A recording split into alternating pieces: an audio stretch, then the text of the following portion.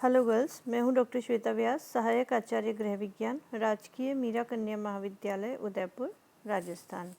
और हम प्रैक्टिकल के बारे में पढ़ रहे थे। हमने जो आपका बेसिक फूड प्रिपरेशन का प्रैक्टिकल है उसके अंदर थोड़ा सा अपने टर्म्स के बारे में पढ़ लिया था और क्या रूल्स होते हैं लेबोरेटरी के, ये पढ़ लिए थे। और अब हम पढ़ रहे हैं वेट्स एंड मेजर्स, यानी कि भार व माप। ये बहुत ही इम्पॉर्टेंट होता है। अगर आप कोई भी केमिस्ट्री या फिज़िक्स के प्रैक्टिकल करते हैं तभी भी आपको चीज़ों की क्वांटिटी और क्वालिटी का बहुत ध्यान रखना पड़ता है, तभी आपके एक्सपेरिमेंट सही होते हैं। उसी तरह से जो हमारी किचन है वो भी एक तरह की लेबोरेटरी है, और जहाँ पर भी आपको जो भी कुछ भी बनाना है, कुछ क्रिएट करना है, कोई एक्सपेरिमेंट करना है, तो आपको वेट्स एंड मेजर्स का बहुत बहुत ध्यान रखना चाहिए। अब खाना पकाने में सामग्री को नापने के लिए उपयोग में किए जाने वाले 3 बुनियादी उपकरण हैं। 3 चीज़ों से हम पता लगाते हैं। एक है नापने वाले चम्मच, सूखा नापने वाले कप और तरल नापने वाले कप। 3 तरह के आइटम हो गए। और इसके अलावा हम वेइंग मशीन भी कभी कभी यूज़ करते हैं, लेकिन जनरली वो इतनी सुविधाजनक नहीं होती, इसलिए हम कपों से ही ये नापने का काम करते हैं। चम्मच और कप सबसे ज़्यादा इस्तेमाल किए जाते हैं। अब ऑन्स और मिलीलीटर और इस तरह की बहुत सारी यूनिट्स आपके सामने आती होगी। तो ऑन्स जो है वो वज़न को नापते हैं, जबकि जो तरल पदार्थ है वो माप मात्रा को नापता है, यानी कि नाप और तौल। तो जो तौल है वो ऑन्स में आता है, और जबकि नाप है जो वो तरल पदार्थ नापा जाता है, और उसमें गिलास से या चम्मच से नापा जाता है। तो ये आपके जो ये मैंने इसमें डायग्राम में आपको दिखाया है, ये टीस्पून, टेबलस्पून और कप है। ये जो डायग्राम है ये हमने ICAR NIN की जो बुकलेट है उसमें से लिया है। तो ये गाइडलाइंस में है, इसलिए स्टैंडर्डाइज्ड है। इसका साइज़ वगैरह सब कुछ जैसा कि आप देख सकते हैं, सेंटीमीटर्स में साइज़ दे रखा है। ये स्टैंडर्ड साइज़ है जिससे कि हम नापते हैं और उससे पता लगा सकते हैं कि उसमें कितना ml कोई चीज़ आएगी। ये लिक्विड्स के लिए तो टीस्पून में 5 ml आती है कोई भी चीज़, और टेबल स्पून में 15 ml, जबकि जो कप है उसके अंदर 200 ml तक आते हैं, जिसका साइज़ ये हो। ये नहीं कि आप कोई से भी कप से उसको कंफ्यूज करें। इसके अलावा जो US के भी ये कप्स एंड मेज़र्स हैं, क्योंकि हम रेसिपीज़ देखते हैं जो कई तरह की यूनिट्स को कवर करती हैं। कोई कप में बोलता है, कोई लीटर में बोलता है, कोई आउंस में, कोई पिंट में, कोई क्वार्ट में। तो आपको उसको समझने के लिए कन्वर्टेबल करना या कन्वर्जन करना आना चाहिए। तो इसकी हेल्प के लिए ये आप देख सकते हैं कि ये तरह तरह से हमने आपको बता रखे हैं कि गैलियन क्या है, क्वार्ट क्या है, पिंट क्या है। और क्योंकि हमारे यहाँ पर मैट्रिक सिस्टम चलता है, हम ज़्यादातर चीज़ें जो समझते हैं वो लीटर, मिलीलीटर, सेंटीलीटर इनमें समझते हैं। तो उसको समझने के लिए आपको कन्वर्ट करने के लिए जो भी आप ऊपर देख सकते हैं उसको कप में कन्वर्ट कर दिया है। देखो आप, कप से नापा जा रहा है, क्योंकि तो जैसे गैलियन है वो 16 कप्स हैं, यानी कि 3.8 लीटर्स हैं। जो क्वार्ट है वो क्या है, वो 4 कप्स के बराबर है, यानी कि 0.95 लीटर्स। पिंट है वो 2 कप्स या 480 मिलीलीटर के बराबर है। 1 कप जो है वो 240 ml के बराबर है।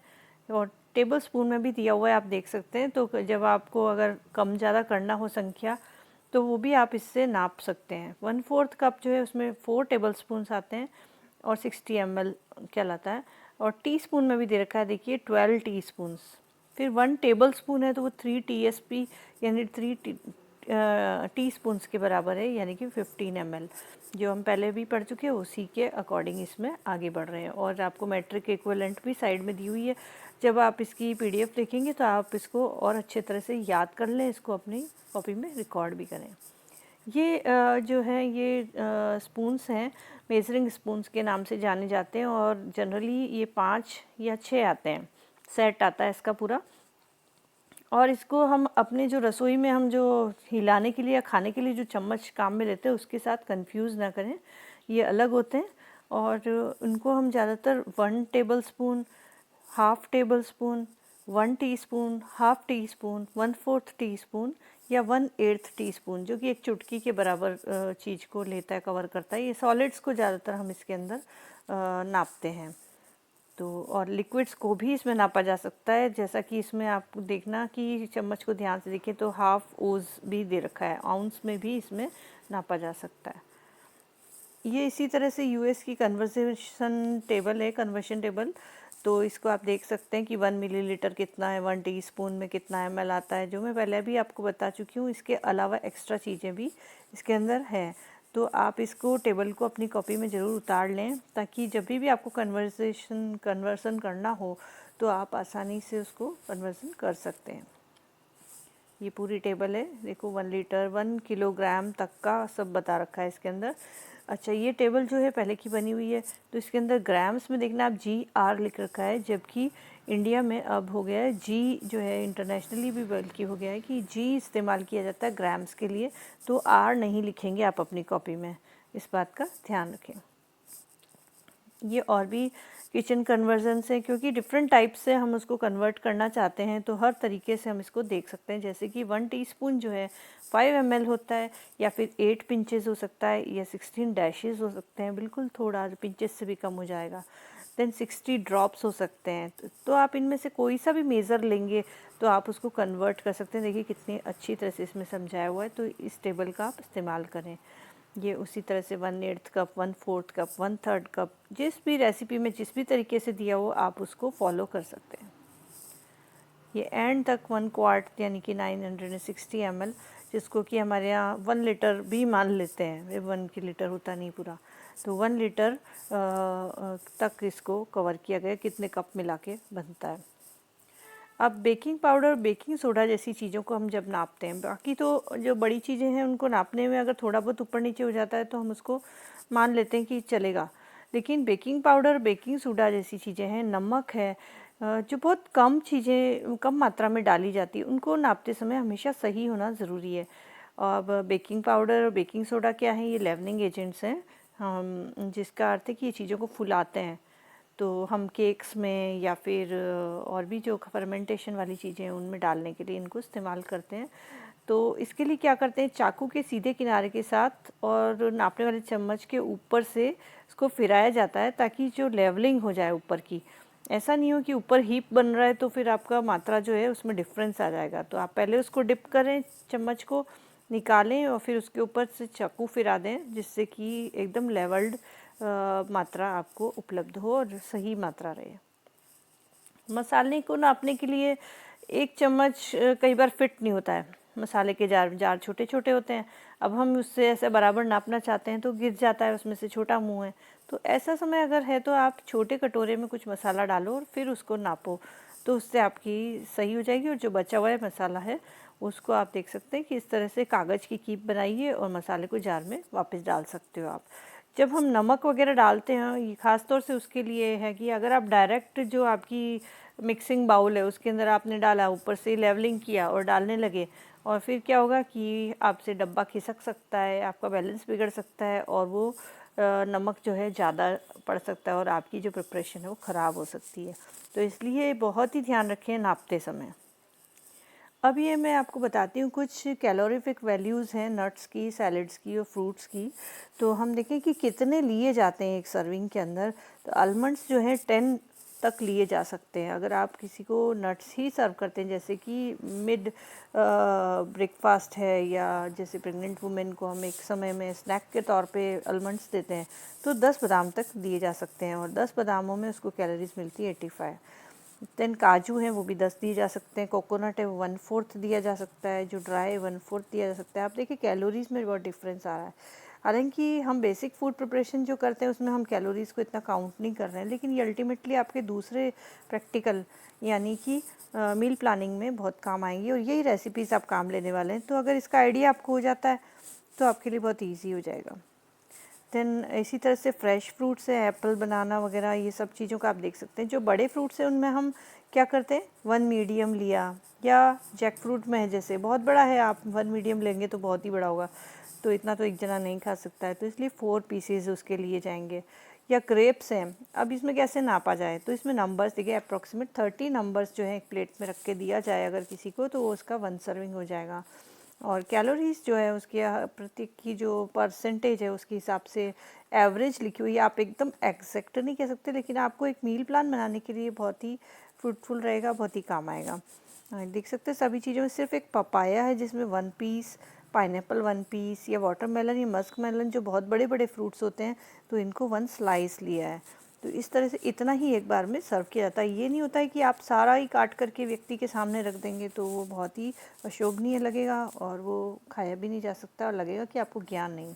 तो आपको इन चीज़ों को ध्यान रखें कि इतना इतना ही सर्व करना है। देन सैलड्स पे आते हैं।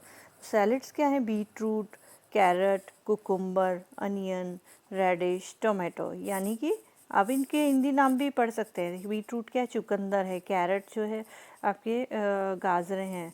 कुकुम्बर यानी ककड़ी, अनियन यानी प्याज, रेडिश यानी कि मूली, और जो टोमेटो है यानी कि टमाटर। तो ये कितना कितना लिया जाना चाहिए सैलेड में? 1 मीडियम लिया जाना चाहिए। बहुत छोटा होगा तो उसको काउंट नहीं करेंगे। देन अगेन कैलोरी काउंट जो है डिफरेंट है सभी का। फिर इसी के अलावा सीरियल्स में देखें, आप कुकड प्रिपरेशंस पे आ जाते हैं। कुकड प्रिपरेशंस में देखें तो जैसे राइस है, कितना सर्व करना चाहिए आपको एक जने को? 1 कप, 1 बाउल। देन फुल्का 1 इज़ द 1 सर्विंग। ये नहीं है कि हम तो 4 खाते हैं इसलिए 4 रखेंगे, नहीं, 1 सर्विंग ही कहलाती हो। देन पराठा 1 नंबर, पूरी 1 नंबर, ब्रेड अगर दी जाती तो एटलीस्ट 2 स्लाइसेस एक बार में दी जाए। Then poha 1 cup. ये कप में कौन सी चीज़ें दी जाती है? जिनका कि नंबर नहीं होता है, जो कि एक सॉलिड प्रिपरेशन होती है, हलवा और इस तरह की जो सेमी सॉलिड्स होते हैं उनमें हम कप में लेते हैं। जबकि जो अगर पूरी यूनिट्स की तरह से होती है, जैसे कि फुल्का, जैसे कि इडली, जैसे कि डोसा, तो इसमें हम नंबर्स लिखते हैं। तो इडली कितनी? 2 सर्व की जाए एक बार में, डोसा 1 सर्व किया जाए एक बार में, खिचड़ी 1 कप। इसी तरह से आप देख सकते हैं सभी की, और सभी के अंदर कैलोरी काउंट भी आप चेक कर सकते हैं जब आप प्लान करते हैं। देन पल्सेस देखी जाए तो प्लेन दाल, कोई सी भी दाल बनाई जाए तो आधा कप सर्व की जाती है एक बार में, और उसमें 100 कैलोरीज मिलती है। देन सांभर अगर दी जाती तो 1 कप, क्योंकि वो पतली है, हाफ कप में डिप करके और इडली नहीं डाली जा सकती है, तो इसलिए उसमें 1 कप दिया जाता है। देन वेजिटेबल्स देखा जाए तो विद ग्रेवी और ड्राई, 2 तरह की वेजिटेबल्स हमारे यहाँ बनती हैं, तो दोनों में ही 1 कप ली जानी चाहिए एटलीस्ट, क्योंकि आगे जो न्यूट्रिएंट काउंट है वो भी हम 1 कप के हिसाब से रखते हैं, और एटलीस्ट इतना तो सर्विंग होना चाहिए। देन नॉन वेजिटेरियन है, ये सब कुछ रेसिपीज़ दे रखी हैं, इसमें भी सेम बात है, जो कि इंडिविजुअल यूनिट्स आती हैं उनमें हम नंबर्स देते हैं, जबकि जो प्रिपरेशन है, यानी कि ऐसा मिक्स है, सेमी सॉलिड है, लिक्विड ही है, तो उनके अंदर हम कप से नापते हैं। तो आप ये देख सकते हैं हर चीज़ में इस तरह से ही आपने लिया हुआ है, और नेचुरली कैलोरी काउंट डिफ़र करती है एक दूसरे से।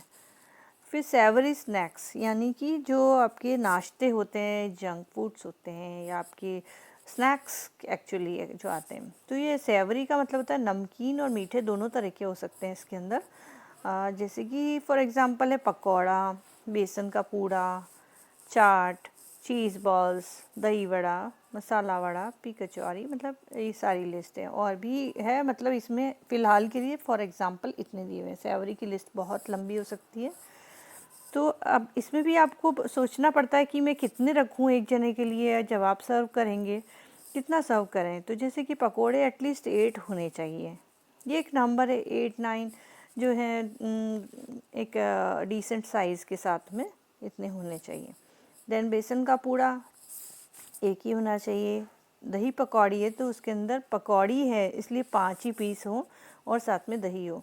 देन चीज़ बॉल्स हैं 2 हों, दही बड़ा है 2 हों, ये इस तरह से रखे जाते हैं। तो साइज़ भी उनकी बहुत ज़्यादा बड़ी ना हो, नहीं तो वो 2 नहीं रखे जाएंगे। ओके। देन समोसा है 1 यूनिट है, सैंडविच है 2 यूनिट्स हैं, और वेजिटेबल पफ्स हैं, पिज़्ज़ा है 1 स्लाइस ही है। तो इस तरह से आप देख सकते हैं कि ये सर्विंग साइज़ है। देन चटनी कितनी रखी जाए, तो चटनी जनरली चम्मच से दी जाती है और वैसा कटोरी भर के नहीं दी जाएगी। तो जो चटनियाँ हैं ज़्यादातर 2 to 1 टेबल स्पून रखी जाती है, ठीक है, ये आप देख ही सकते हैं। देन स्वीट्स एंड डेजर्ट पे आ जाते हैं, है ना। डिज़र्ट्स कौन से हैं, जैसे कि बेसन बर्फ़ी है, चिक्की है, फ्रूट केक है। तो आप देखिए कि जिस तरह से उनकी कटिंग होती है उस हिसाब से इनके नाप दिए हुए हैं। ये बेसन बर्फ़ी है जो 2 पीसेस, चिक्की 2 पीसेस, तो यानी कि कोई सी भी बर्फ़ी होगी। अब ऐसा नहीं कि बेसन बर्फ़ी तो बाकी बर्फ़ी का कुछ और होगा, ऐसा नहीं है। कोई चाहे कलाकंद बर्फ़ी है या और कोई चॉकलेट बर्फ़ी है, तो सभी में 2 पीसेस रखे जाएंगे। चिक्की में 2 पीसेस रखे जाएंगे। फ्रूट केक होगा तो 1 ही पीस रखा जाएगा। देन और भी चीज़ें, राइस पुट्टू है, संदेश है, जैसे कि संदेश भी ऐसा ही है, वही बात है, जो भी पीसेस में इंडिविजुअल में रखी जाती है वो 2 रखे जा रहे हैं। और जो कप्स वाइज हैं वो हाफ हाफ कप लेते हैं हम जनरली, ठीक है। Then jam and jelly actually कोई डिज़र्ट में नहीं आता है, लेकिन हम कई बार साइड डिश में रखते हैं उसको, ना। जेली है जैसे हमने रखी है, तो 1 teaspoon is enough for taste, okay. Then milk chocolate अगर रखी जाती है तो 25 ग्राम्स। फिर बेवरेजेस पे आ जाते हैं, तो बेवरेजेस में T, coffee, milk, lassi, squash, syrups, cold drinks and lime juices, ये सब होती हैं। तो उसमें से टी एंड कॉफ़ी 1 कप ही दी जाती है। 1 कप में भी एक्चुअली शुगर जो है वो ऑप्शनल है। जो 2 टीस्पून शुगर लिखी हुई है, तो टीस्पून छोटा वाला लिया जाएगा, वो ये नहीं जो हम हमेशा काम में ले लेते हैं वो वाला नहीं। प्लस व्यक्ति की इच्छा के अनुसार, शुगर का टेस्ट के अनुसार बदल जाता है, या फिर उसकी फिजियोलॉजिकल कंडीशन के हिसाब से भी बदल जाता है। देन उसके बाद काउज़ मिल्क है, सब में 1 कप, बफेलोज़ मिल्क 1 कप। जो 1 कप है यानी कि 200 ml है, जो अब हम ग्लास में भी देते हैं तो भी वो 1 कप नाप का होना चाहिए। देन लस्सी 1 ग्लास है, क्योंकि एक गिलास में ही दिया जाएगा। Cup cow's milk and buffalo's milk जो है कप में दिया जा सकता है, लेकिन लस्सी कप में नहीं दी जा सकती है, वो ग्लास में दी जाएगी। स्क्वैश ग्लास में, सिरप्स हैं जो शरबत हैं वो ग्लास में, कोल्ड ड्रिंक्स हैं वो बॉटल में ही सर्व होते हैं, फ्रेश लाइम जूस है वो ग्लास में होगा। तो ये सारी चीज़ें उसमें दिया जाए, जब आप सर्व करते हैं तो इन चीज़ों का ध्यान रखें। तो इस तरह से अब आप समझ गए कि किस तरह से सर्विंग की जानी चाहिए, कितना कितना अमाउंट लिया जाना चाहिए, कुकिंग करते समय किस तरह से नाप लिया जाना चाहिए। और भी बहुत सारी हो सकता है, ये ज्ञान यहाँ ही ख़त्म नहीं होता, आप और भी ज्ञान प्राप्त करते रहें। और कोई आपको चीज़ समझ में नहीं आती है तो आप प्लीज़ मुझे कमेंट सेक्शन में, नहीं तो व्हाट्सएप ग्रुप जो अपना है उसके अंदर पूछें। और ये चीज़ें ऐसी हैं जो आपने आज सीख ली है तो आपके हमेशा काम आएगी, तो पूछने से ना हिचकिचाएं और ज़रूर पूछ लें। और जो मैं आपको बता रही हूँ वो सारा कुछ अपनी फ़ाइल में नोट डाउन करें। Okay, thanks.